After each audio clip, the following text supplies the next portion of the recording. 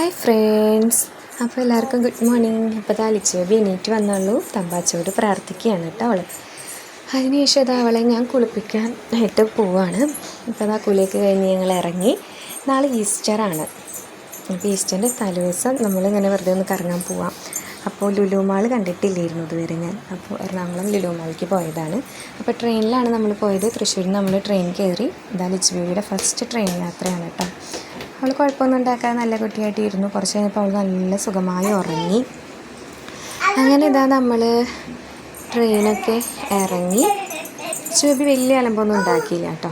ട്രെയിനൊക്കെ ഇറങ്ങിയതിന് ശേഷം അവളിതാ ഓടി നടക്കുകയാണ് റെയിൽവേ സ്റ്റേഷനിൽ. അവൾക്കിപ്പോൾ നടക്കാൻ നല്ല ഇഷ്ടമാണ്. അതിനുശേഷം നമ്മൾ ലുലുമാളിലെത്തി. ആദ്യം തന്നെ ഫുഡ് കഴിക്കാനാണ് കയറിയത്.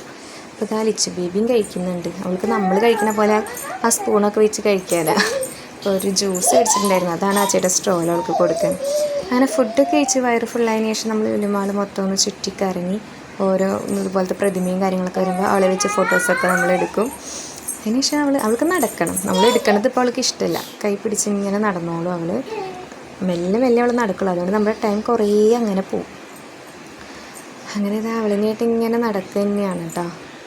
അവളിനായിട്ട് ഇങ്ങനെ നടക്കണമായിരുന്നു. നമ്മൾ എവിടെ എത്തണില്ല, ഒന്നും റെഡിക്ക് കാണാനും പറ്റുന്നില്ല. ലാസ്റ്റ് ഞങ്ങൾ ഹൈപ്പർ മാർക്കറ്റിൽ കയറി. നമുക്ക് ട്രെയിനിൽ തന്നെ തിരിച്ചു വരാം. അതുകൊണ്ട് സാധനങ്ങളൊക്കെ കുറേ ഓഫർ ഉണ്ടെങ്കിൽ നമ്മൾ അധികമൊന്നും മേടിച്ചില്ല. നമുക്ക് കഴിക്കാൻ പറ്റുന്ന സാധനങ്ങൾ മാത്രം നമ്മൾ കഴിച്ചു. അല്ലാതെ വേറെ ഒന്നും നമ്മൾ മേടിച്ചില്ല. അപ്പോൾ അവൾക്ക് ഈ വണ്ടിയിൽ ഇങ്ങനെ ഇരുന്ന് യാത്ര ചെയ്യാൻ നല്ല ഇഷ്ടം. അപ്പോൾ ഈസ്റ്ററിൻ്റെ തലേദിവസം ആയതുകൊണ്ട് തന്നെ അവിടെ ഈസ്റ്ററിൻ്റെ ഒരു ഇതൊക്കെ വെച്ചിട്ടുണ്ട്. അവിടെ വെച്ച് ലിച്ചുബേബിയുടെ എൻ്റെയും ഫോട്ടോസൊക്കെ എടുത്തു. അതിനുശേഷം ഇതാ നമ്മൾ വീണ്ടും ട്രെയിൻ കയറാൻ വേണ്ടിയിട്ട് റെയിൽവേ സ്റ്റേഷനിൽ എത്തിയിട്ടുണ്ട്. ഇതാ റെയിൽവേ സ്റ്റേഷനിൽ ട്രെയിൻ കയറാൻ വേണ്ടിയിട്ട് വെയിറ്റ് ചെയ്യുകയാണ് കേട്ടോ. അപ്പോൾ ബാക്കി വിശേഷം പിന്നെ പറയാം.